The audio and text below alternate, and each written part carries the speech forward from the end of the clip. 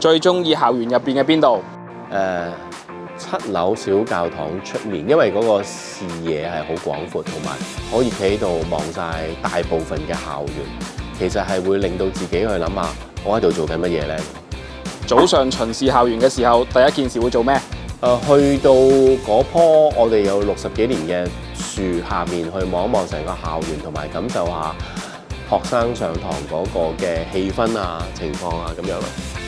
校長，如果俾你唔理 budget，你最想幫民生加啲咩設施？我想開一個展覽室，叫做我們在博物館的足印，因為我自己好中意去博物館。其實我知道同學同埋老師都有時去旅行，去好多唔同嘅博物館。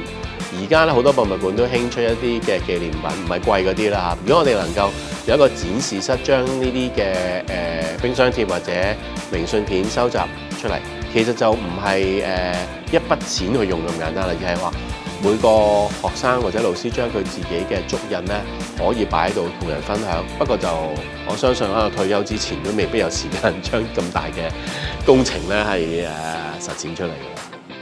除咗搞遊學團，你自己最想去內地邊度旅行？我度度都中意，我都想每度都去一次嘅嗱。嚟緊啦，唔好講未以前嗰啲啦，我會去寧波嘅天一閣，內地中國國家裏面第一個藏書閣，好重要嘅藏書閣。我想可以再睇睇對於中國古籍嘅一啲書籍嘅傳流嘅一個好重要嘅一個地點。